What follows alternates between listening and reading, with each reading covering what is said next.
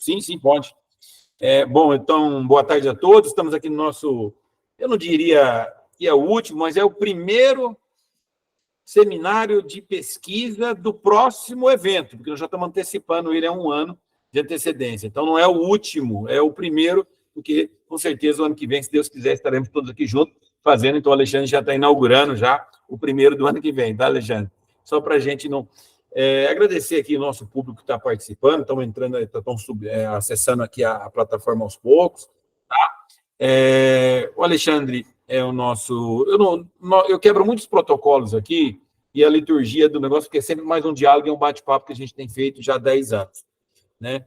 E estamos fazendo ele à distância por uma questão de premiar também a tecnologia e o custo de execução, né? Eu posso pegar... Estou trabalhando com várias pessoas do país inteiro, assistindo e participando, palestrando, eu acho que isso aí é um ganho, né? Agradecer aqui ao Alexandre, que é um menino fantástico, uma pessoa que eu gosto de conversar muito, porque é inventivo. Esse homem é quase um inventor. Se não tivesse o cara inventado a lâmpada, ele ia inventar, porque todas as vezes ele tem uma ideia nova, ele criou um produto aí Só que às vezes quem é inventor não fica rico. Ele criou a TR, né? Ele basicamente um produto, quase um derivativo agrícola aí, ele publicou, está publicado, então os direitos autorais é dele. E o Caio, que além de ser eu vou dizer assim, nosso pós-graduando, ele veio para a universidade fazer mestrado, né? Está lá na faculdade de Direito fazendo mestrado. Além de ser um advogado de sucesso, não precisava, mas como ele gosta tanto de estar aqui conosco na academia, né? Já é um especialista em direito tributário, um dos maiores advogados desse país que eu conheço, fazendo trabalhos maravilhosos, né? Não é à toa que hoje tem um conjunto tão grande de pessoas trabalhando com ele. E eu sempre digo o seguinte: meu concurso de titular eu consegui, fui lá prestar, porque esse menino aqui me apoiou e me deu toda a orientação que eu precisava, porque na vida, né, sucesso é trabalho e luta, né, Caio? Caio, obrigado por estar aqui, porque sempre é uma felicidade estar com você e com o Alexandre também, fechando aqui o nosso seminário. Alexandre, está contigo aí. Nós queremos ouvir você. Obrigado. A Mauri é suspeito, viu, turma? A gente é muito amigos, então cortem pela metade os elogios aí. Vou botar a apresentação aqui para a gente... E aí, de novo, né? Esse é um bate-papo aqui e eu me sinto entre amigos. Estão vendo a apresentação? Sim. Eu não vejo vocês, então... Precisa colocar no modo de apresentação. Opa, Silvião está aqui, chegou, ó, né? Ele deve ter parado... Eu estava na outra sala, eu peguei o link errado. Desculpe aí. Espera aí.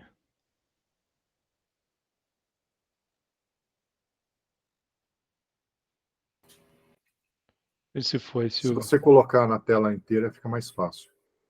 E agora? Não, ainda está aparecendo o seu PowerPoint. Caraca. Mas não está no modo de exibição. Deixa eu ver.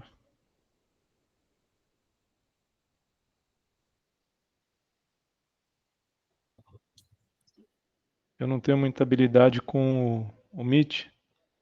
Tem uma janelinha, na hora que você abre, tem uma janelinha de tela inteira, tela cheia. Tela cheia. Então, tá aqui. Tem uma aba, a terceira aba. Achei. Boa.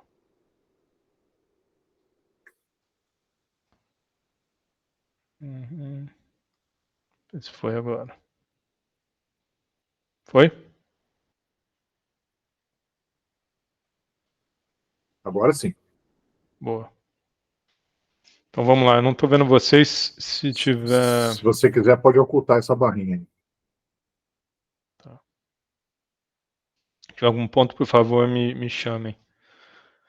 Turma, é aquilo que a gente falou, né? Acho que aqui é mais trazer uma discussão, né, e uma provocação nesse assunto, que é um tema, acho que relevante, bem relevante, na verdade, né? Um tema super controvertido, tá entre os 10 temas mais discutidos ao longo dos anos aí pelo Financial Reporting Council. É um tema que traz muitos problemas de linguagem, né? A norma foi aperfeiçoada ao longo do tempo e o pessoal foi tentando ajustar algumas questões ali, porque envolve mensuração, incerteza, tem outras questões ali, né? Porque, nessa questão da linguagem mesmo, né? Acaba tendo uma relativização do conceito de passivo, né? Tem um tratamento contábil diferente quando a provisão é ativa, quando a provisão é passiva. A gente vê que o administrador acaba tendo um poder de decisão ali, né? Até para ver se aquilo se configura uma provisão ou não. Uma questão ali das declarações que criam obrigações. A gente não vai entrar nesses detalhes aqui, mas tem toda uma questão linguística ali que acaba dificultando um pouco essa discussão relacionada a provisões e passivos contingentes, né?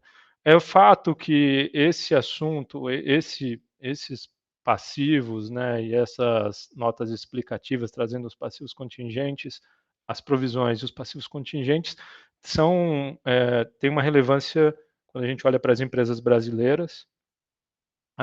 Quando a gente olha para as empresas brasileiras, a gente vê que as principais provisões e passivos contingentes são processos cíveis, tributários e trabalhistas, e também isso não tem como ignorar a questão da morosidade na justiça, né?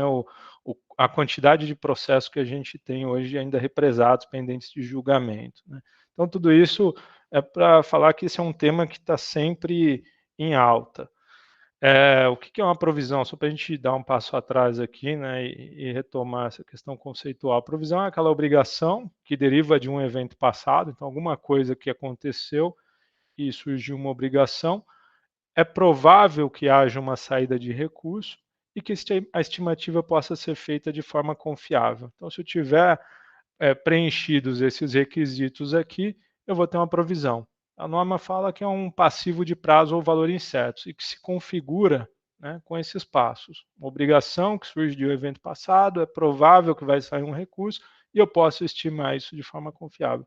Mas se eu não puder fazer essa estimativa de forma confiável, se não for provável, ou seja, se não for tão provável que isso vai se materializar, eu acabo tratando isso como um passivo contingente em notas explicativas fora do balanço.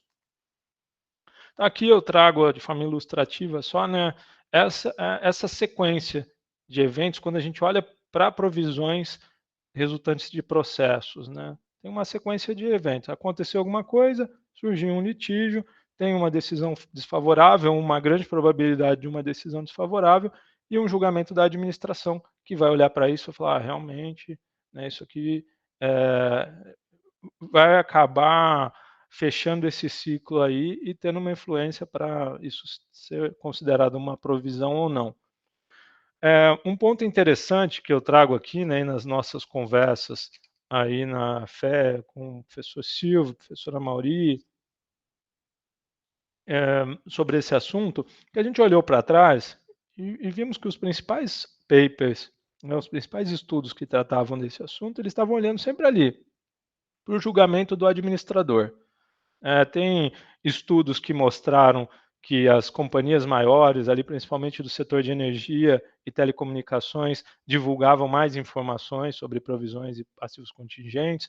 Tem alguns estudos que mostravam que as empresas com maior valor de mercado tinham uma evidenciação um pouco menor, ou seja, não divulgavam tanto, né? Uma evidenciação maior no setor de software, de uma divulgação menor nos setores de química, transporte, serviços e construção. Estudos que mostram que regras mais rígidas de governança aumentam a divulgação. Até um estudo que olha para as Big Four, né, e mostrou ali que algumas auditorias faziam com que os clientes atendiam melhor a norma do que outras. Alguns estudos que mostram que tem um detalhamento maior dos processos cíveis, trabalhistas e fiscais, e que o ambiente cultural, a natureza dos processos, e acaba influenciando uma divulgação maior, por exemplo, os processos tributários, cíveis e trabalhistas também. Então a gente olhou aí para a literatura desse assunto, né, e viu que esses artigos eles estavam sempre mais focados na questão da divulgação. Quais são as empresas que divulgam mais, divulgam menos, como é que esse setor está divulgando, né, qual que é a provisão maior, o que está sendo mais divulgado. E aí isso chamou nossa atenção, né? Porque a gente falou, poxa, tem alguns steps atrás, né? Então, antes do julgamento da administração, eu tenho que olhar para outras questões aqui, que se elas acontecem, e eu entendo o que acontece antes de eu ter o julgamento da administração, eu até acabo limitando a discricionariedade do administrador, né? Porque se eu consigo entender o que está acontecendo e por que esse setor, essa empresa tem muito litígio e como é que esse litígio é julgado nos tribunais, eu acabo limitando bastante o julgamento da administração, né? E essa é uma das grandes críticas para a norma, né? Que acaba tendo uma discricionariedade da administração quando trata de provisões passivos contingentes. Então a gente falou, se a gente olhar para trás e entender o que acontece, o julgamento da administração por si só fica limitado, não tem tanta discricionariedade. E aí, a gente acabou focando um pouco nesses passos anteriores aí, né, da administração olhar para a provisão e entendendo as causas dela. E a gente viu que tem fatores internos e fatores externos que acabam influenciando tanto o surgimento de litígios quanto as decisões desfavoráveis, né? E aí, quando a gente olha e aqueles outros estudos que falam que o Brasil tem uma grande quantidade, as empresas têm uma grande quantidade de processos cíveis, processos tributários, a gente começa a dar uma olhada também nos pontos aí que chamam a atenção, né? O contencioso tributário exponencialmente superior ao dos países da OCDE e da América Latina no Brasil. O Brasil, um dos campeões globais aí em processos trabalhistas. É uma das maiores taxas de juros do mundo. O turnover, taxa de desemprego, turnover alto, a lentidão da justiça. Poxa, será que é uma mera coincidência que tudo isso, né, aconteça ao mesmo tempo que as empresas brasileiras aí são consideradas as campeãs em passivos, em provisões e passivos contingentes? E a gente baixou a lupa e foi olhar um pouco para isso, né? Talvez a questão da taxa de juro, né, e a forma como é feita a correção monetária dos tributos acabe influenciando um contencioso maior. Talvez a quantidade de processos, né, e tribunais sobrecarregados façam que as decisões sejam mais padronizadas em alguns tribunais tributários. Talvez a questão das demissões tenha uma correlação alta com a quantidade de processos trabalhistas, né, até porque tem uma probabilidade alta de ganho também na esfera trabalhista e tem toda aquela questão de custo processual, né, que muitas vezes o reclamante é beneficiado da justiça gratuita. E tem outra questão que a gente está olhando, pô, será que as decisões também, porque olhando para as estatísticas, né, quando a gente olha aqui para a TRT15, a gente vê que as decisões são bem parecidas. Será que tem uma questão aí da influência de um padrão de decisão entre os juízes, né? E tudo isso, lembrando, aqui sem qualquer juízo de valor, né? A gente está olhando para dados e para possíveis eventos. E foi essa a hipótese, né, que a gente declarou quando se debruçou sobre esses estudos. É possível que as causas das provisões e passivos contingentes decorram ali de decisões padronizadas, volume de processos, custo de oportunidade financeira e turnover de empregados. Até esse ponto é um overview, né, e agora a gente aprofunda, né, baixa a lupa aqui e fala um pouco dos estudos que nós fizemos. Que esse primeiro estudo, falando um pouco sobre as provisões trabalhistas, a gente viu que a maioria dos processos trabalhistas decorre de uma relação de emprego que foi encerrada. Os assuntos principais: aviso prévio, multas, hora extra, adicional de insalubridade e outros. Justiça gratuita deferida na maior parte dos casos e em 90% dos processos o êxito é parcial ou total. Aqui, né, um pouquinho de matemática, eu não vou me aprofundar nisso, mas é simplesmente modelando matematicamente essa hipótese, né, de que as demissões acabam influenciando a quantidade de processos. E a outra ali embaixo, que a quantidade de processos acaba influenciando a quantidade de provisões. Então, se eu tenho muita demissão, eu tendo a ter mais processos. Se eu tenho mais processos, eu tendo a ter mais provisões. E a gente acabou encontrando uma forma de medir isso. Falamos, poxa, qual setor que a gente consegue pegar uma usina, uma empresa específica no município e pelos dados do CAGED daquele município, estimar mais ou menos a quantidade de demitidos. Pô, setor sucroenergético. A gente tem usinas que estão em cidades que não são grupos, então pela atividade né, pelo ramo de atividade naquele município, eu consigo estimar, né, eu tenho essas informações aí todas públicas, quantos demitidos daquele setor, quantas demissões daquele setor aconteceram naquele ano. E a gente também conseguiu pegar ali, né, usando o site da Justiça do Trabalho, pelo CNPJ da empresa, do mesmo município, a quantidade de reclamações trabalhistas que foram distribuídas. E levantamos esses dados, né? Então, ou seja, se eu tenho a quantidade de demitidos no setor num município que só tem uma empresa daquele setor, só tem uma usina, e se eu consigo buscar a quantidade de processos, então isso me dá elementos aí para checar estatisticamente esses números. E a gente viu, né, olhando, a gente pegou as estatísticas das demissões, a gente viu que tem uma boa parte dos demitidos ali na faixa de, ou a maioria deles, né, de 30 a 39 anos, tempo de emprego até 12 meses, demissões sem justa causa, contratos por tempo determinado, uma remuneração de 1 a 2 salários. E a gente fez essas estimativas, né, estimamos, né, usando aquelas fórmulas ali, a gente acabou aplicando o modelo de regressão, e aí encontramos o seguinte, que as demissões explicam uma boa parte dos processos trabalhistas. Não toda, não existe uma correlação perfeita, né, toda demissão que ocasiona um processo, mas eu consigo explicar uma parte dos meus processos se eu olhar para a quantidade de demissões, né. E assim, né, isso acaba trazendo uma conclusão, né? Se eu melhoro a gestão e diminuo as demissões, eu tenho mais processos. Outra conclusão, se eu tenho empresas semelhantes, uma com turnover maior, outra com turnover menor, a que tem um menor turnover, então tende a ter uma menor quantidade de processo. Uma outra conclusão, quando a gente olha para aquelas duas outras variáveis, né? O número de processos e a quantidade de provisões, olhando para os balanços, que também existe uma correlação ali, e os processos novos explicam uma parte daquilo que está sendo provisionado todo ano pelas empresas. Então, se eu tenho menos processos, eu tenho menos provisões. Acho que um ponto aqui para mencionar, embora essas conclusões pareçam óbvias, né, a gente não encontrou nenhum estudo que mediu isso, né? Então, acho que essa discussão acabou sendo inovadora nesse sentido.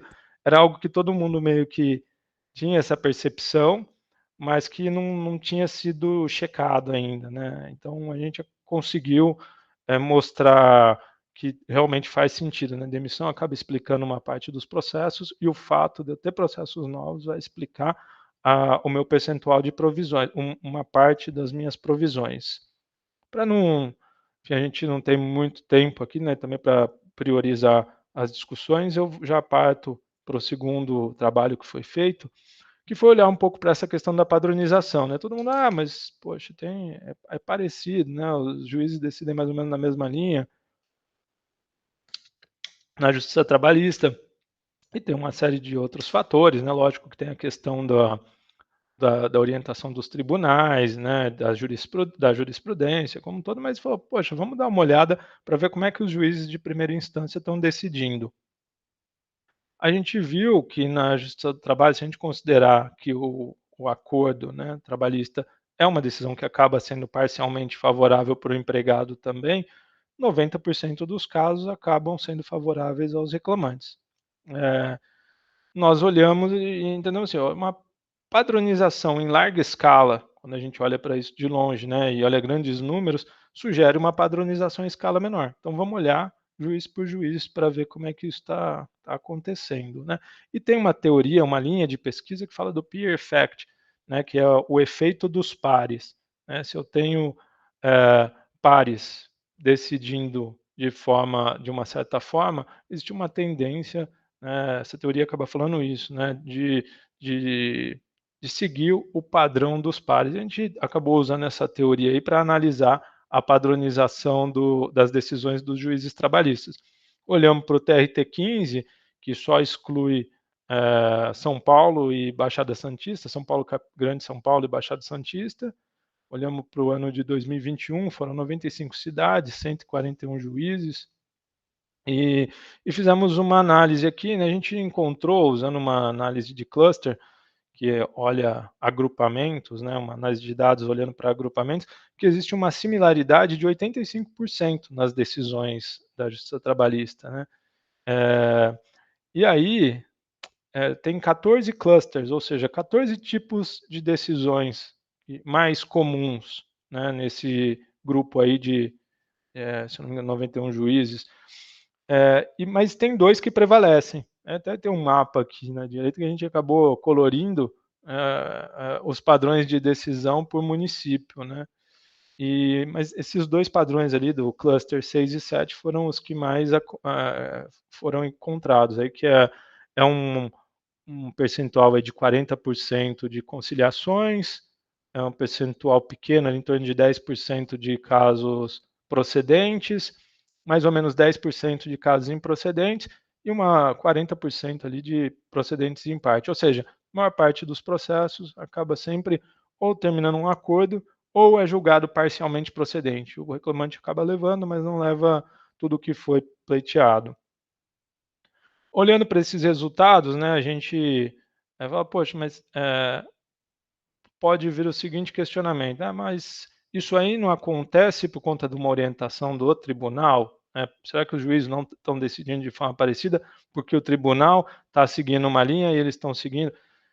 O interessante é que pode ser que tenha uma influência, mas pode ser que não, porque a maior parte das decisões de primeira instância, elas são reformadas. Então, eu lembro que quando a gente, acho que foi em 2021,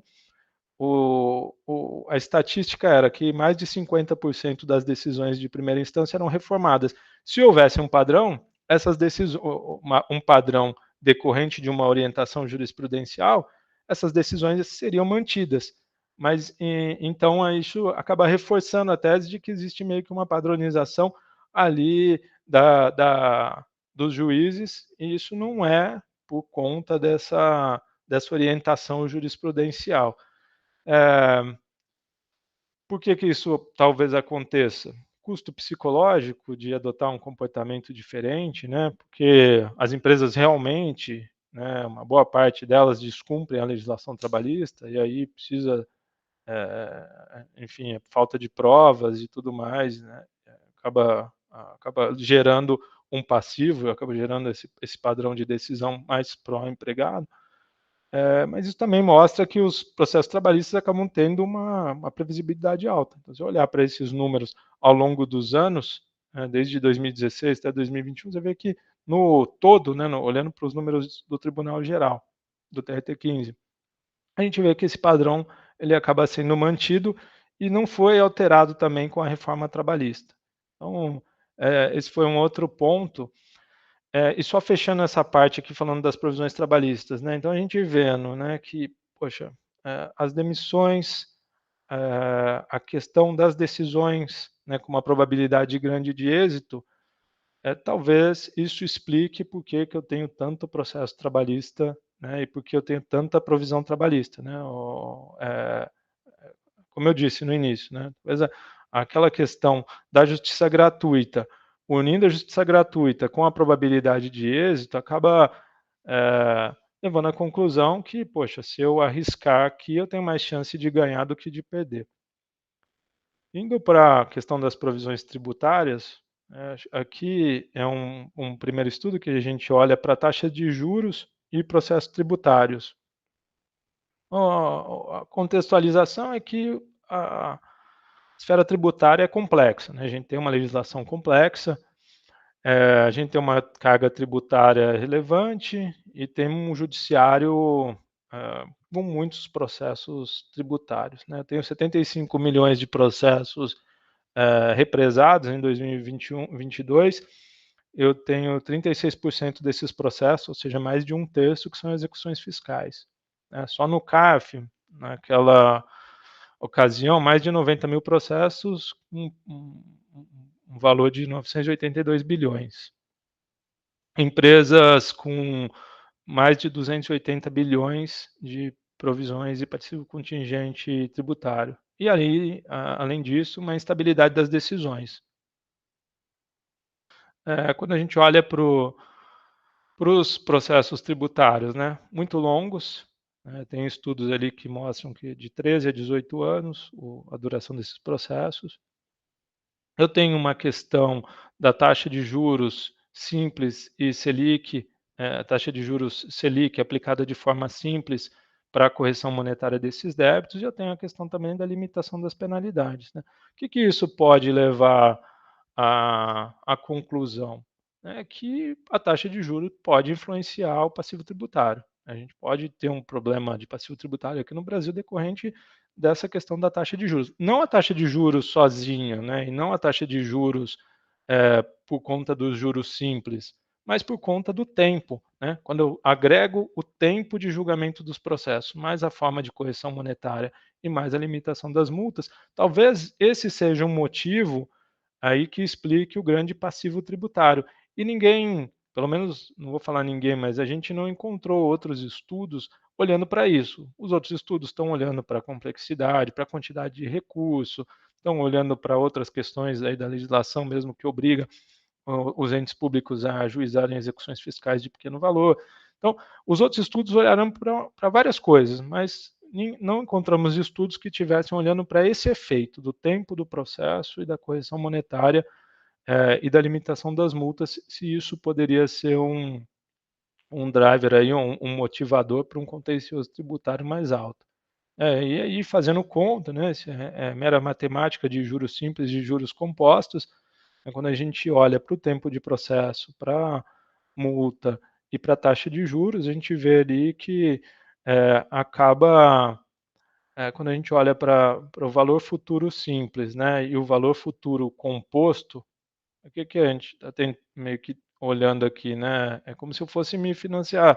Se eu preciso me financiar com um banco, né, a taxa que eu vou pagar vai observar juro composto, né? Se eu for me financiar com débito tributário, aqui eu não estou falando de crime tributário, né? Pensando mais numa situação nebulosa, aonde eu posso discutir aquele planejamento tributário e me arriscar. Pô, acaba fazendo sentido do ponto de vista econômico, né? Você nessas condições pagar um juro simples no futuro. Mas, de novo, essa aqui era uma hipótese, né, olhando para esse efeito combinado de taxa de juros e tempo, e a gente fez um teste aqui, falamos, vamos olhar a taxa Selic e ver se o comportamento da taxa Selic, quando há aumento na taxa Selic, isso aumenta o contencioso tributário. A gente olhou para aqueles estados que tinham esses dados divulgados, né, olhamos para os estados do Pará, Bahia, Minas e São Paulo, foram 87 mil processos, pegamos taxas de juros trimestrais e número de processos trimestrais também. E as análises demonstraram que os aumentos na Selic têm uma relação positiva, ou seja, aumenta a Selic, aumenta a quantidade de impugnações em 3 desses 4 estados analisados. E que não foi encontrado esse comportamento no estado da Bahia e que, coincidentemente ou não, tinha um prazo muito menor no julgamento das impugnações administrativas. Por quê? Porque a gente falou, não é só a questão da correção monetária, mas é a correção monetária agregada ao tempo de julgamento que pode ser uma causa para esse aumento de contencioso. Então é isso, acho que nesse terceiro estudo aqui, a intenção foi mostrar que talvez esse assunto que está sendo um pouco ignorado pelos outros artigos e pelas outras pesquisas, talvez esse ponto mereça um pouco de atenção. E aqui um último artigo, que é sobre a questão de quantidade de processos e padronização das decisões. Quando a gente olha para o contencioso tributário, né, aqui também mais um pouco aí de informações sobre contencioso tributário, né, em 2019 tinha 5,4 trilhões de reais, né, cerca de 75% do PIB,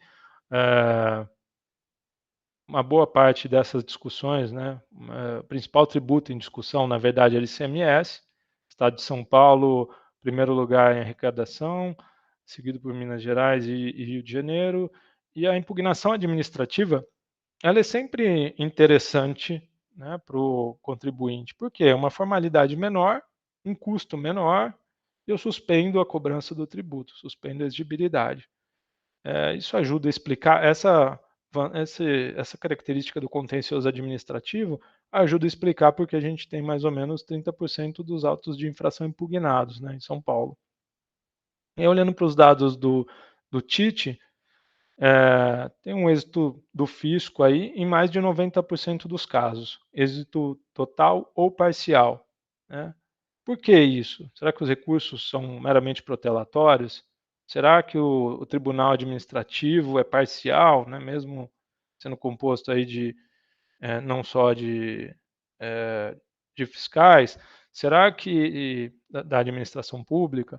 Será que é decorrência de um menor esforço, né? Pô, vou manter o auto de infração aqui, se a pessoa quiser, depois discute na justiça. E aí, trazendo algumas outras discussões, a gente viu que em outros artigos que os julgadores tendem a se dedicar mais quando lidam com uma quantidade de processos menores. Se dedicar mais em que sentido? Se dedicar mais, se debruçar mais em cada caso quando eles têm menos processo para julgar e que uma quantidade grande de processos acaba ocasionando uma maior padronização das decisões. E foi isso que a gente tentou analisar aqui, né? Será que a quantidade de processos impacta a previsibilidade ou a redundância das decisões?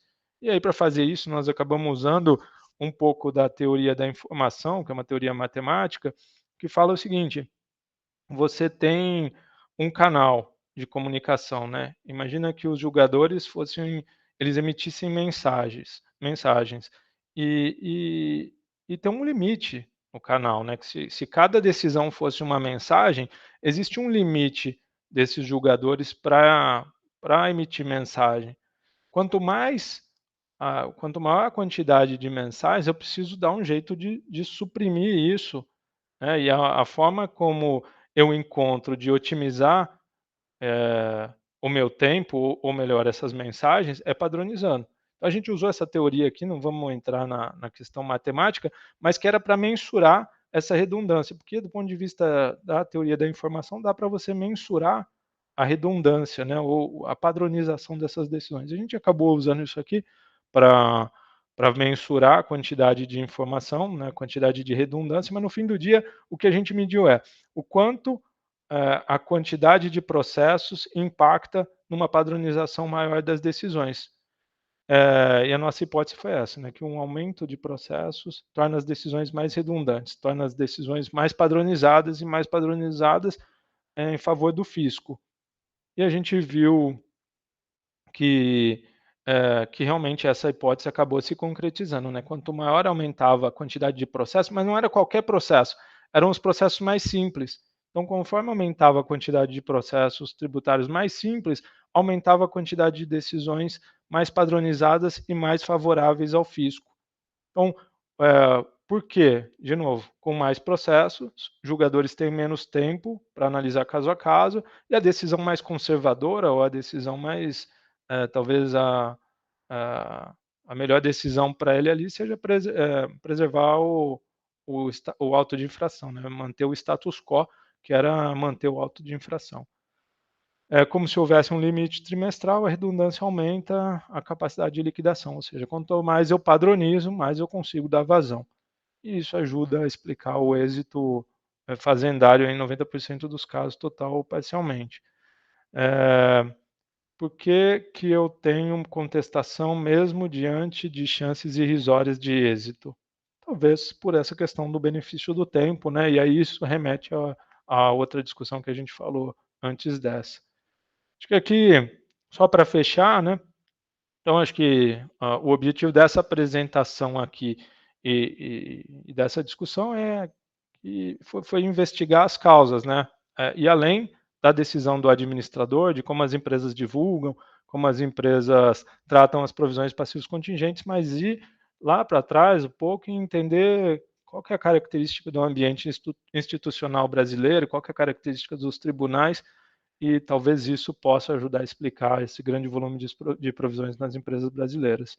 não é possível compreender um fenômeno, né, e lidar com ele sem entender o contexto e as causas que causam esse fenômeno, né? Acho que é bem isso.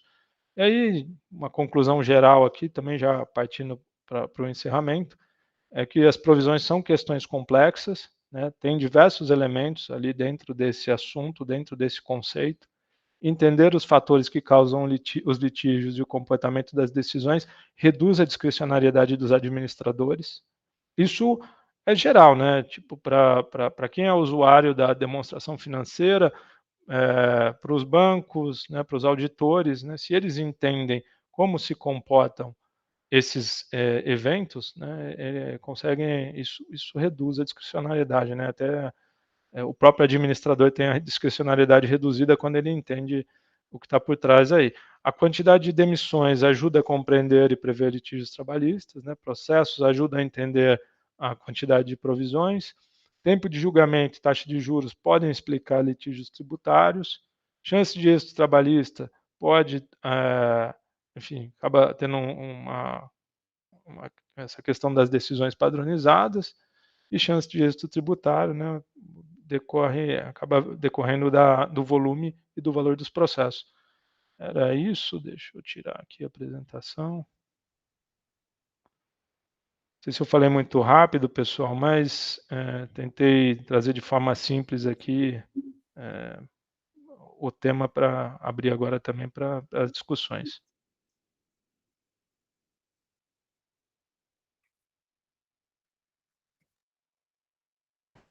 Caio, está contigo aí. Muito bom, muito obrigado. Todos me ouvem? Acho que sim, né? Alexandre, excelente exatamente o ponto de abordagem e a relevância que essa matéria possui, né, em todo o mercado empresarial, na economia do país. O que basicamente, um grande resumo aí da sua profunda pesquisa, e muito interessante, depois eu vou te pedir a gentileza de você compartilhar mesmo para a gente ter acesso e discutir. Eu defino toda essa situação também como um cenário mesmo de grande insegurança jurídica que a gente tem dentro do nosso país.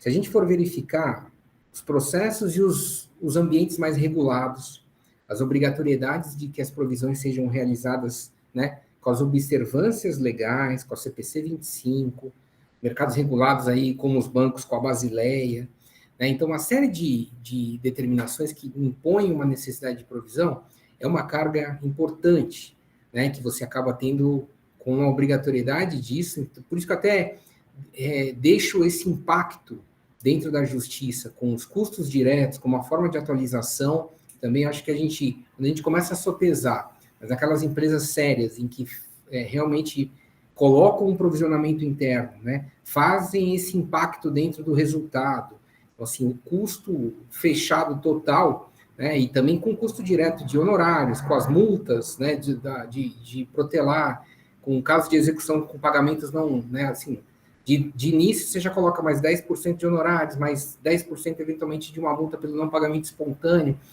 Colocar na ponta da caneta, eu acho que exatamente a gente não tem a justiça mais barata, efetivamente.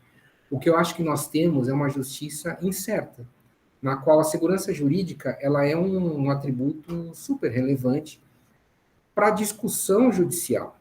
Porque é difícil você sentar e fazer uma consultoria para fins de provisionamento e falar, olha, provisiona, porque a chance de perda aqui é certa, clara e determinada, então você vai pagar, só vai sair mais caro, vamos fazer um processo de composição imediato. Assim, sendo muito sincero, por várias alternativas, uma decisão financeira é melhor sim, deixar incerteza, levar esse caso mais para frente.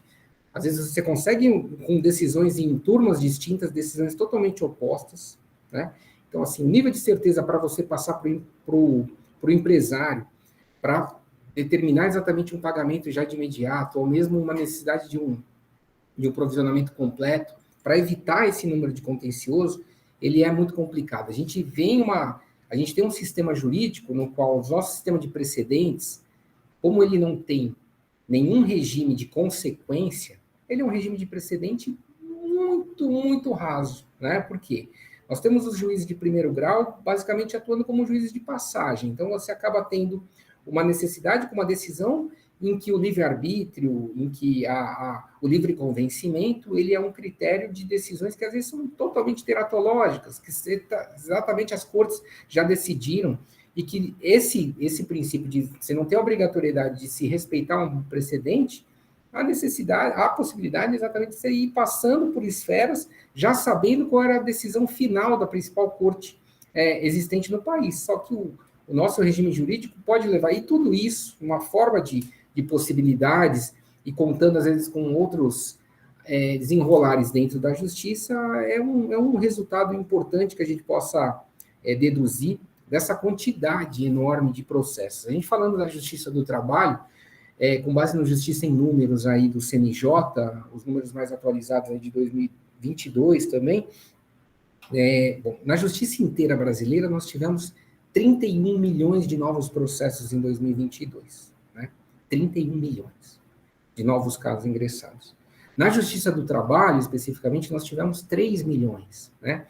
Para um número de julgamento de 1.900.000. Então, automaticamente, a gente já ficou com uma taxa de estoque grande, né? 2022 foi o ano pós-pandemia, então teve um acréscimo de 9% de crescimento de novas ações. A Justiça do Trabalho foi acontecendo uma redução importante, né? Bem ali nos anos posteriores à reforma trabalhista, que aconteceu em novembro de 2017, e depois a gente já vê um processo de retomada, principalmente acontecendo isso em relação ao ano passado, de 2022. Assim, é uma quantidade de processos abissal. A Justiça do Trabalho hoje, na sua organização, ela tem 3.361 juízes do trabalho, 27 ministros, 567 desembargadores e 3.000 juízes, para um contingente só de novos processos ali de 3 milhões, né, que ingressaram. Então, assim, há uma necessidade da decisão padronizada, mas o meu senão aqui que eu coloco se fosse uma decisão padronizada com um sistema de precedentes, ok, você tem segurança jurídica. O problema é que a interpretação de decisões padronizadas justamente podem ser traduzidas como, às vezes, decisões atécnicas, infelizmente, né? E com todo o respeito à magistratura, mas a gente tem um ambiente acadêmico aqui, é o que a gente está, pela forma exatamente de composição. E assim, não, mas vale a pena. Realmente, todo o empresariado brasileiro descumpre com a legislação trabalhista, há uma necessidade exatamente de ter um contencioso para o pagamento das verbas. É o que a gente sempre fala, é uma dificuldade de interpretação, muitas vezes, de forma exatamente como vai ser as decisões, que deixa uma configuração de que, às vezes, vale a pena entrar na loteria, vale a pena participar da loteria, né? Por uma decisão, às vezes, econômica, técnica, com poucas outras restrições, vale a pena entrar na loteria. Mas, assim, as nossas preocupações começam na correção mesmo de um processo de provisionamento mais certo, correto, com regime de consequências, inclusive, com as empresas, né, que são responsáveis por todo o processo de auditoria. A gente sabe exatamente, o sistema de responsabilização ainda são parcos e muito esparsos, de grandes escândalos que a gente tem vivenciado, com pouca responsabilidade exatamente nisso, no acompanhamento, e provisão é uma coisa séria, não dá para você distribuir lucro, vender um cenário para um acionista, fazer exatamente uma pessoa física ingressar e comprar uma ação de uma empresa achando que a empresa está super saudável, com uma referenda, né, de uma empresa de auditoria de nível A, que fez exatamente todo o projeto, para depois você ser surpreendido com uma informação de que estava totalmente errado, não era exatamente essa situação, não haviam provisões, né, o sistema de provisões era totalmente irregular. Então, assim, são vários os critérios, mas centralizando aqui nessa problemática de a gente tentar entender o porquê que o Brasil é uma jabuticaba dentro do sistema de contencioso, em qual a gente fala, mas como o país é muito grande, não, é verdade, mas assim, só para a gente ter uma noção comparativa, em 2022, nós tivemos 75 mil processos trabalhistas nos Estados Unidos, para 3 milhões aqui. Então, assim, é uma disparidade gigantesca, né? A Justiça do Trabalho reuniu nos processos julgados em 2022 39 bilhões de pagamentos efetivos. Desses 39 bi de pagamentos efetivos, só 48% foram via acordo. Poxa, A Justiça do Trabalho, ela tem nos seus princípios o instrumento da conciliação, até a questão da oralidade, outros princípios que levam exatamente uma necessidade da tentativa de conciliação, mas ainda a taxa ela é baixa, com 48% dentro do impacto. Só 13% de pagamentos espontâneos, o que mostra exatamente que ainda há uma necessidade de querer discutir. O índice de recursos na primeira instância da Justiça do Trabalho é de 42%, então ainda continua se recorrendo muito, né, dentro dessa questão, porque você não tem essa previsibilidade. Então, eu sei como é que é o enfrentamento jurídico, eu sei qual que é a previsibilidade, eu vou pagar, eu sei que isso vai ficar mais caro, eu vou ter um transcurso, eu vou ter um desembolso direto dentro do processo, mas um indireto com corpo técnico jurídico interno, advogados para contratar, é uma série de questões. Então, assim, chama a atenção. No aspecto também de arrecadação, a Justiça do Trabalho, em 2022, ela arrecadou 5 bi de tributos.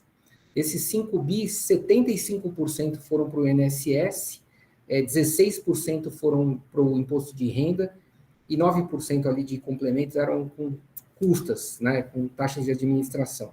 Esses 5 bi que foram arrecadados ali para tributos do Estado, eles significam só 20% do total de custeio da Justiça do Trabalho.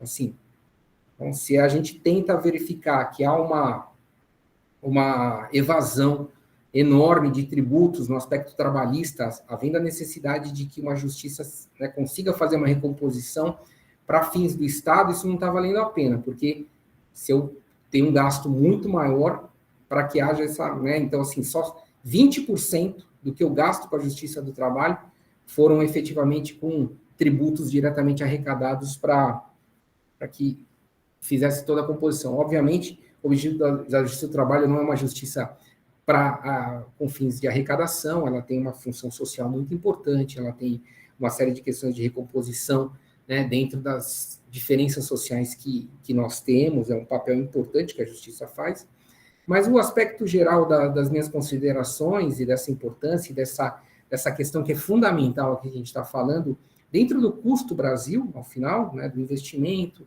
da questão como você gerir a sua empresa, gerir seu negócio, eu atribuo a essa dificuldade no nosso sistema jurídico, ter um sistema com ausência exatamente de questões mais vinculantes e que dê exatamente uma previsibilidade para que, lá atrás, a forma de provisionamento ela já seja muito mais clara e menos incerta.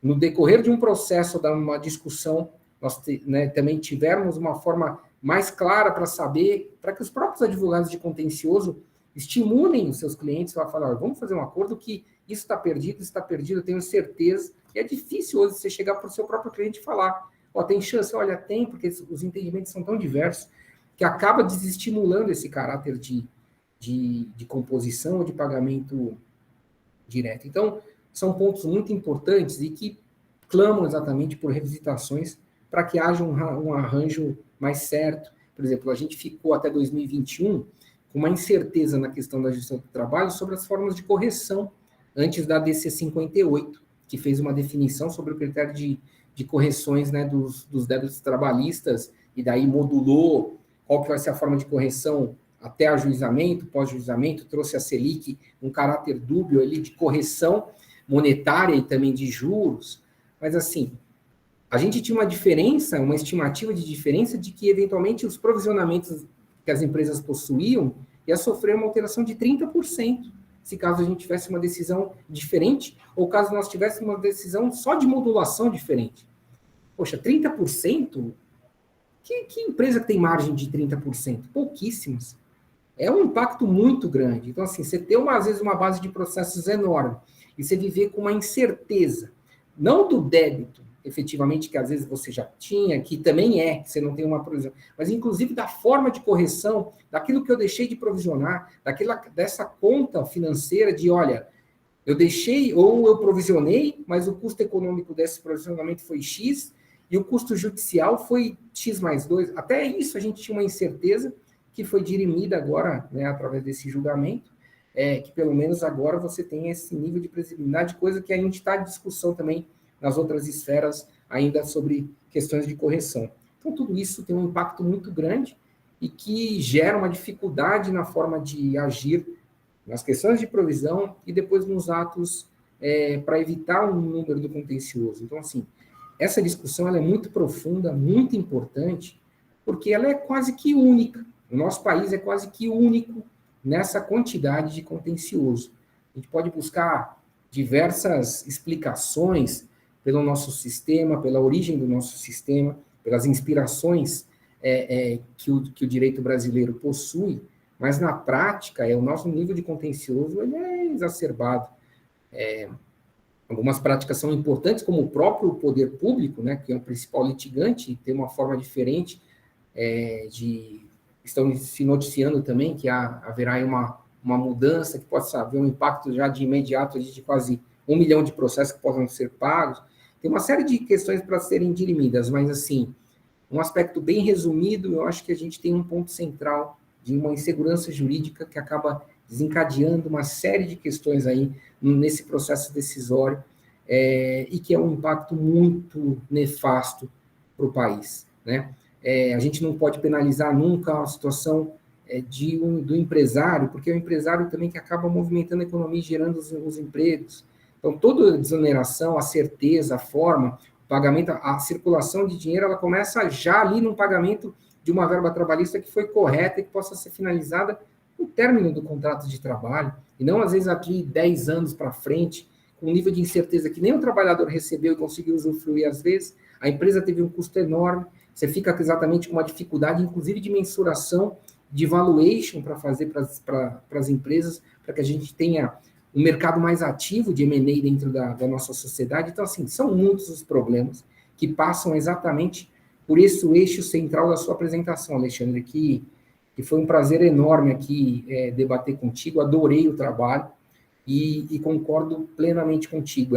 É um cenário que deve ser muito bem estudado, academicamente mesmo, do jeito que você fez, para que a gente, às vezes, consiga entender tendências, verificar razões, tentar achar exatamente alguns eixos, para que algumas medidas possam ser feitas, sim. E essas medidas, eu acho que passa por um processo de segurança, que questões mais básicas não tenham interpretações, né, de duas vias. Que nós tenhamos exatamente uma ponte central para que haja um enfrentamento e que você saiba que toda essa discussão ela já possa nascer morta diante de um posicionamento único. Olha, isso é interpretado assim. Pague, ou se não quer pagar agora, vai pagar de tal forma, porque o pagamento ele é certo, não tem discussão, né?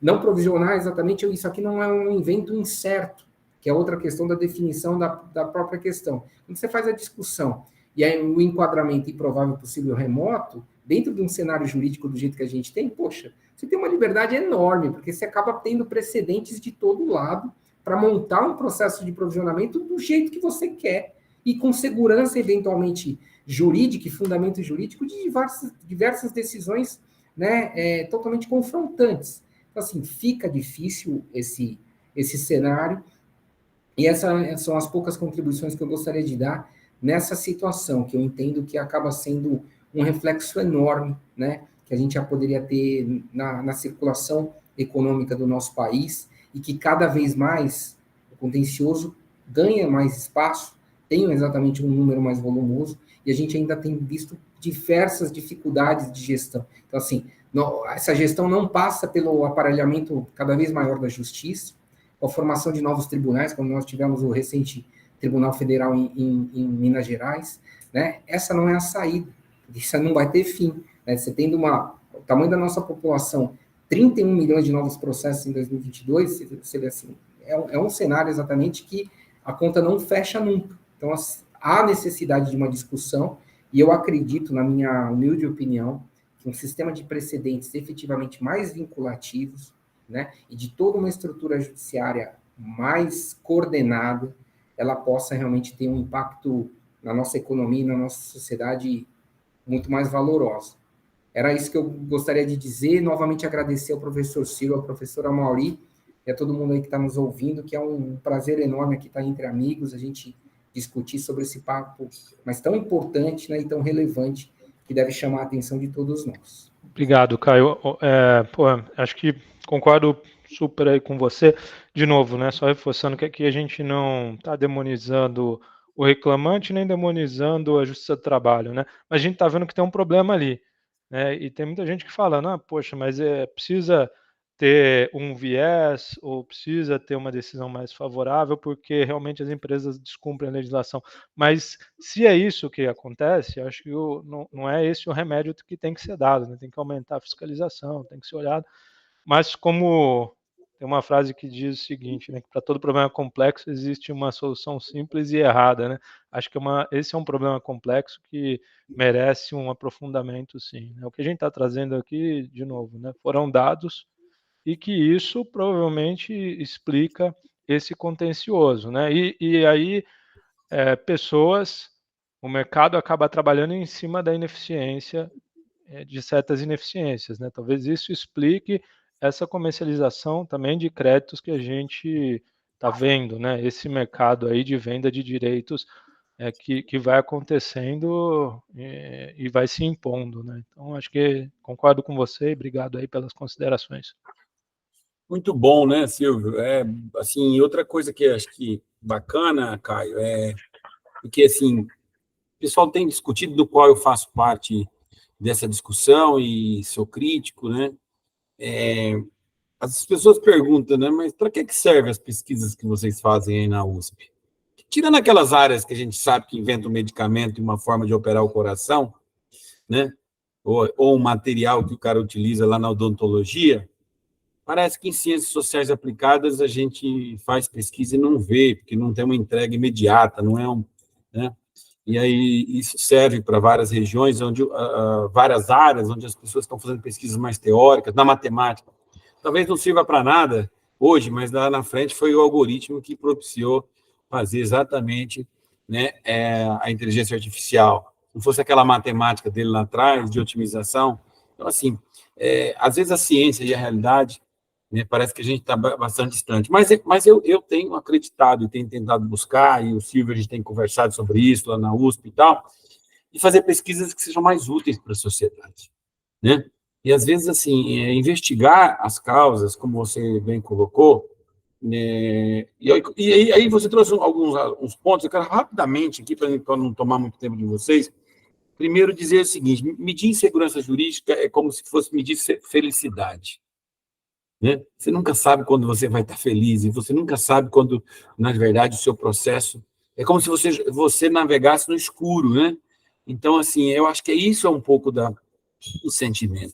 Certa vez eu estava muito aflito, aí um amigo meu, né, uma discussão que era importante para a minha vida, e num bate-papo ele virou para mim e falou assim: olha, Mauri, nem sempre direito e justiça andam juntos, tá?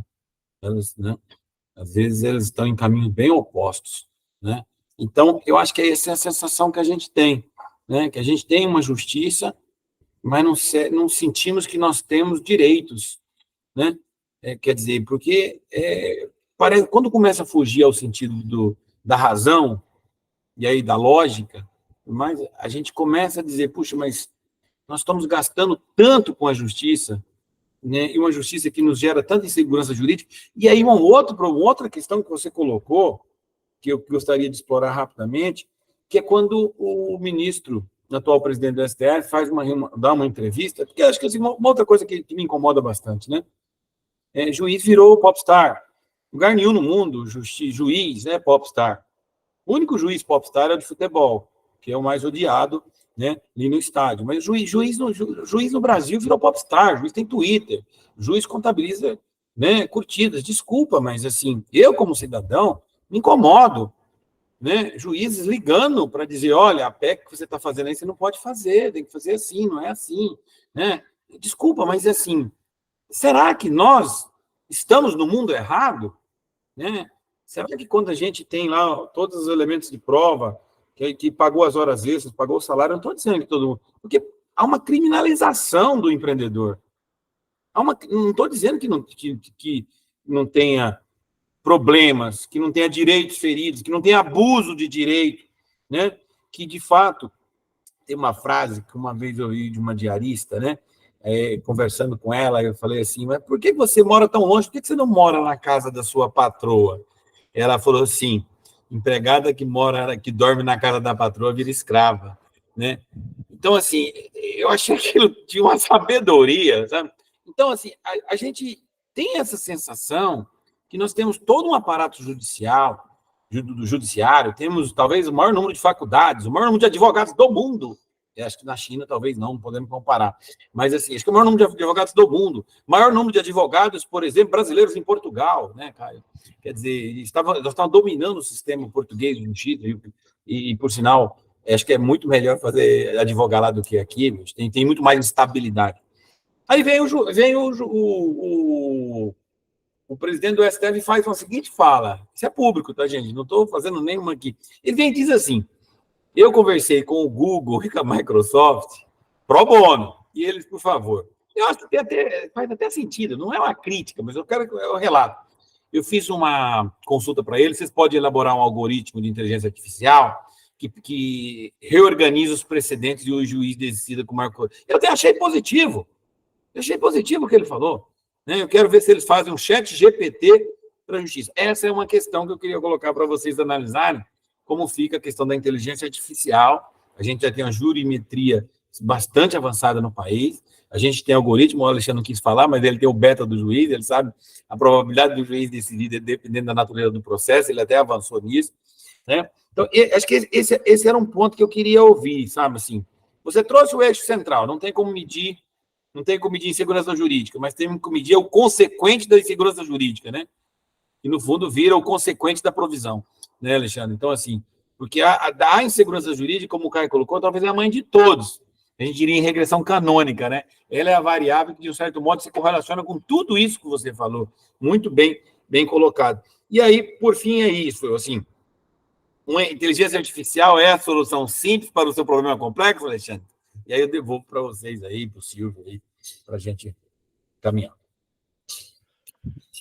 Cara, esses dias eu estava conversando com um amigo e ele estava falando de uma empresa que eles estão fazendo uma campanha forte ali para toda atividade que se repete, eles usarem a inteligência artificial, né, que tem um nome que até rima com essa frase que eu falei da repetição das atividades, né? Então deram um nome lá para inteligência artificial e aí toda atividade repetitiva eles estão estimulando o pessoal a pensar nisso, né?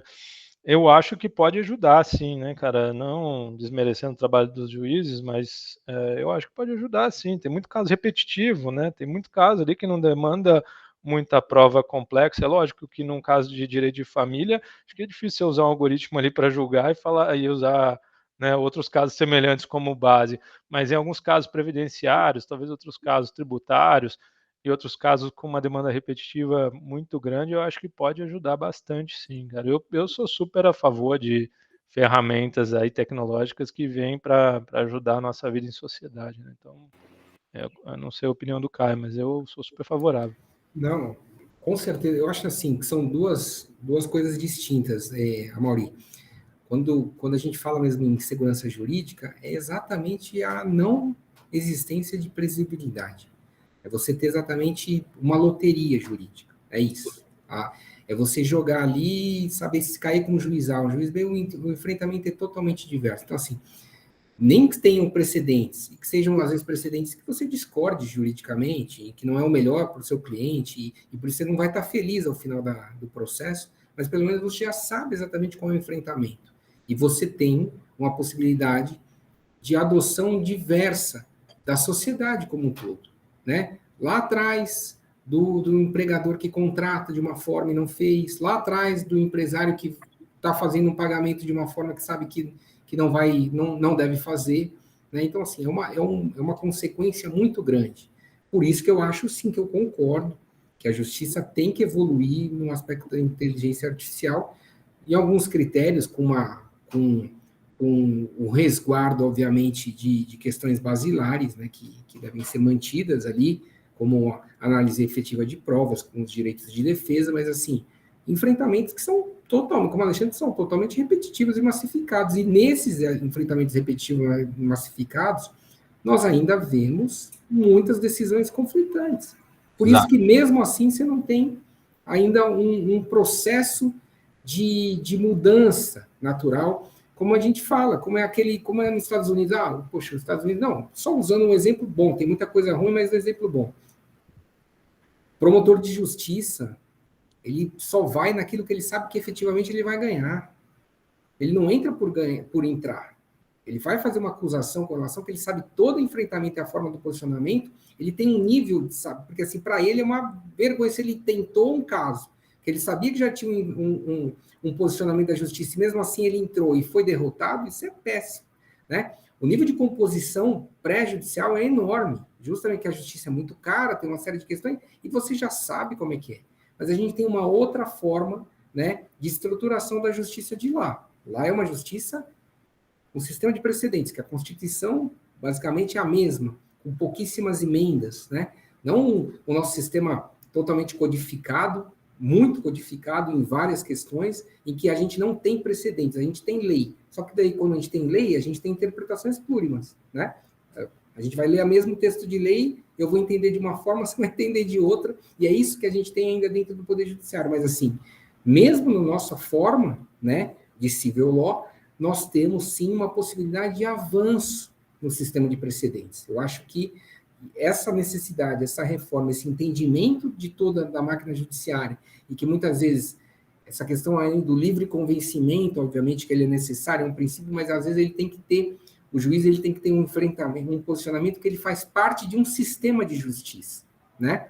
Ele concedendo as questões, as premissas, né, dentro de um sistema de justiça, mas sabendo qual é o balizamento mínimo que existe ali, eu acho que ganha, sim, o jurisdicionado, ganha a sociedade, diante dessa situação de previsibilidade. Eu acho que tudo aqui que a gente discutiu é muito claro, notório, e assim, não tem como falar contra quando o Alexandre vem e traz números para o debate, para o estudo, né? Quando a gente está falando sobre números, não tem muito o que falar, exatamente, é um problema sério que nós temos.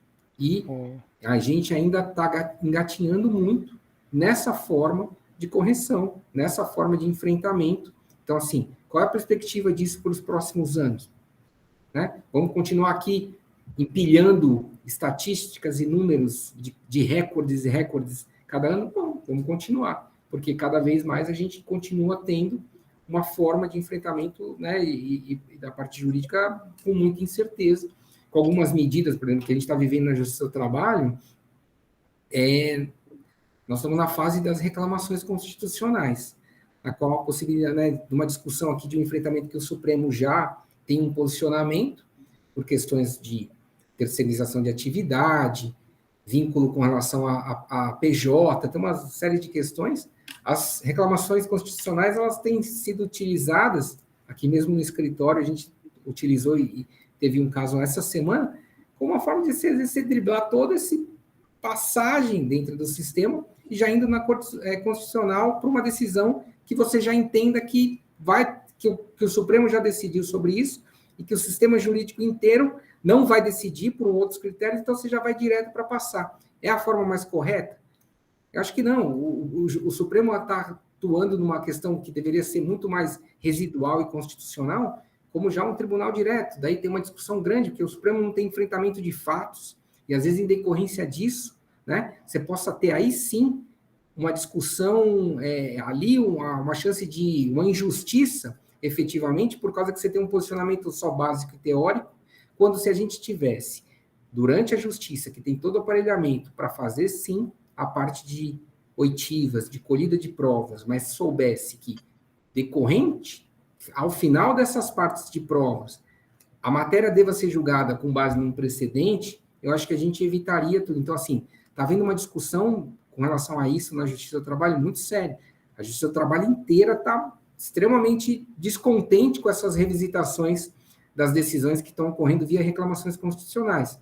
Mas também há necessidade de uma análise com relação... Será que se tivesse já uma forma também de maior respeito a determinadas questões já decididas, né, de eventualmente, às vezes, até alinhamento de questões que são legais, como, às vezes, ainda discussões contrárias à reforma trabalhista, que a lei, goste ou não goste, é a lei posta, né? Que ainda você vê muitas decisões ainda de juízes do trabalho dando decisões contra o que está posto na lei sobre reforma trabalhista, né? Então, assim, a forma de mudar a lei é outra, né? o ambiente é outro, não tem nada a ver com a justiça, né? A justiça tem que aplicar. Então, a discussão ela é bem profunda, mas acho que a causa raiz ela é a mesma, e eu acho que a gente passa por essa necessidade de ter, sim, um maior pilar, uma maior certeza. Eu não estou falando, não sei como, e é uma questão, às vezes, até mais perigosa, porque possa ser que não beneficie seus interesses, às vezes uma decisão mais linear, né? Mas nessa questão de saber qual vai ser a resposta, se ter uma previsibilidade, a gente precisa evoluir urgentemente para diminuir toda essa problemática que a gente tem discutido aqui. Eu sei que a gente está estourando o horário aqui, mas só um comentário, né? Acho que estamos falando a mesma língua. Eu sou super favorável aí direito de propriedade, né? Que a gente estuda muito na economia, né? Que é um pilar muito importante aí, tanto na micro e macroeconomia. É a segurança jurídica, né, cara? Acho que está relacionado com segurança jurídica. E aí, você falando de segurança jurídica, eu fui lembrando de 2 casos aqui que eu quase chorei, né, quando eu vi as notícias. Um era um contrato de parceria, que a pessoa entrou com uma ação para reclamar, porque os preços, enfim, ela estava descontente com o contrato que ela tinha firmado, e aí argumentou para a juíza que o preço estava defasado, que o preço da cana tinha subido e tal, mas enfim, eu acho que o judiciário não entendeu, nem entendeu muito bem o tipo de contrato, porque no fundo era um arrendamento, e julgou que a parceria tinha que ser suspensa, porque tinha uma questão ali de teoria da imprevisão. Eu falei, porra, mas e a parceria? Se fosse uma parceria, no caso nem era. Então eu falei, olha, o judiciário entendeu o negócio, entendeu uma maçã, era uma banana e virou uma bagunça. Mas se fosse uma parceria mesmo, a essência da parceria é o compartilhamento do risco. Isso. Né? Então, e aí você fala que o contrato tem que ser suspenso porque está desequilibrado, né? Está desequilibrado por quê? Porque mudou o patamar de preço do produto que está sendo negociado ali. E outra questão que, assim, aí me preocupa bastante, a gente fala, estou falando de parceria, e esse outro exemplo que eu vou dar, que é o contrato a termo de soja, né, no Rio Grande do Sul, a gente vê em algumas decisões, os caras fixaram o preço, né, lá atrás. E aí o judiciário foi lá e falou, não, né, é inválido, porque ficou desproporcional, o preço subiu muito, então eu rasgo o contrato. Então, isso me preocupa, né? E, aliás, esses 2 outros assuntos que eu comentei, que estão muito mais ligados com o meu dia a dia, né? Tem o Mauri comentou ali, que eu falei de trazer alguma coisa do agro, talvez para o próximo ano a gente traga alguma coisa mais do agro aqui, mas é preocupante, né, cara, quando você vê esse tipo de decisão, porque você afasta, né? Pô, você afasta negócios, né? Então, é triste. Aliás, né, só comentando que todos os pontos que a gente falou aqui são opiniões minhas, né? Hoje trabalho numa empresa aqui do agro, de capital aberto, mas toda essa discussão e todas essas opiniões são opiniões pessoais, não tem nada da empresa aqui. É ótima fala, né, Silvio? Porque assim, a gente é responsável pelas nossas falas né, e o fato de estar na universidade, lá na reitoria, né, isso não representa, talvez, da minha visão crítica que eu faço, isso é como professora Mauri aqui, no meu número USP, né, e eu sempre fiz, minha postura sempre foi de ter um espírito crítico, né, acho que desde pequeno isso me incomoda demais, e sei que pago um preço, às vezes, por ser crítico demais, porque meu orientador dizia, quem tem muita opinião, paga caro, hein? Custa caro ter opinião. Mas, olha, eu fiquei bastante contente de ver esse debate, né? Eu até queria avançar se a gente tivesse mais tempo, né? Mauri, posso só fazer uma pergunta? Senão eu não vou ficar quieto aqui, pode? Claro. Eu não vou conseguir dormir, cara. É que ele é oriental, ele fica meditando aqui, olhando. Fala, ei, Silvio. Não. Aí ele faz uma pergunta só, derruba. Né? A gente não consegue responder, né? Todo seminário é isso. Todo workshop. Prometo que não, mas primeiro, parabéns pela defesa da tese, sabe? Eu ainda não tinha tido a oportunidade de dar os parabéns, então parabéns aí pela defesa. Muito bons trabalhos, né? Você acabou fazendo 3 papers, não é isso? 4. 4. É um trabalho danado, foi ideia do Mauri, né? Mas você vai na... Arrependi profundamente, mas saiu. Você vai na do Mauri, é isso aí. Passarinho que acompanha João de Barro vira servente de pedreiro, entendeu? Aí, Alexandre, eu estava pensando o seguinte, né? Se essa sua metodologia fosse transposta para outros setores, né, você conseguiria obter padrões que fossem suficientes, né? Ou pelo menos auxiliassem os auditores, né, a fazer uma avaliação melhor sobre gerenciamento de resultados? Você tocou nesse assunto, né? Então eu queria trazendo um pouco mais para a contabilidade aí, né? Você acha que isso poderia ser utilizado como uma maneira de os auditores verificarem melhor o gerenciamento de resultados? Porque ainda assim você pode gerenciar nos montantes, né? Nos montantes individuais, no ticket médio, né? Ticket médio desses processos, não é? Sim. Eu entendo que sim, Silvio. Na medida em que você. Enfim, eu acho que depende, é lógico, né? Mas que nem na amostra que a gente utilizou. Você pega a quantidade de demitidos pelo CAGED, você pega a quantidade de processos distribuídos pelos dados da Justiça, né? E se você sabe qual que é a probabilidade, vamos falar, lei dos grandes números, né? A distribuição, como é que esse negócio se comporta? A maior parte das decisões acabam sendo favoráveis, né? Tem 90% de chance de perda ou chance de ganho. Você consegue ter alguns padrões ali para poder pelo menos criticar, né? Então, eu sou um auditor, eu tenho esses números, né? Falando do primeiro paper ali, né? Agora vamos para a área tributária. No primeiro paper, né? O primeiro estudo, falando de quantidade de demissões, quantidade de processos, enfim, e chances de êxito, dá para ter um padrão ali para pelo menos criticar os números. Quando eu falo de tributário, mesma coisa, né? Olhando ali, principalmente nos tribunais administrativos. Tributário acho que é um pouco mais complexo, porque se a discussão for para o judiciário, aí complica, né? É difícil ter padrão e tendência no judiciário, até porque esse é um dos pontos fracos, né? A grande crítica que o Caio comentou. Muita decisão divergente, né? Os assuntos são muito técnicos, às vezes não tem cortes especializadas, mas o administrativo, enfim, facilmente dá para enxergar alguns padrões ali. Né? Parabéns, Alexandre. Obrigado. Caio, obrigado. Foi excelente. Obrigado, Silvio. A gente que agradece, porque assim, é uma forma de prestação de contas para a sociedade, que a gente faz alguma coisa que pode ser útil para vocês aí no mundo real, né? Então, eu acho que essa é a crítica que a gente vem sofrendo na universidade, se aproximar um pouco mais, melhorar. Então, esse foi o trabalho do Alexandre, com os outros trabalhos que eu tenho orientado, eu tenho tentado buscar, né, entregar alguma coisa para a sociedade que seja útil para ela analisar a sua situação, problema no qual ela está inserida, né? O trabalho do Alexandre dá muitos insights para que os auditores possam montar uma metodologia de precificação baseada em probabilidade versus valor para fins de determinação do valor esperado da provisão, né? Acho que isso é uma coisa bem bacana, né? E acho que ajuda as próprias empresas também, né? Elas podem modelar né? E eu gosto bastante dessa linha, né, Caio, de jurimetria, né?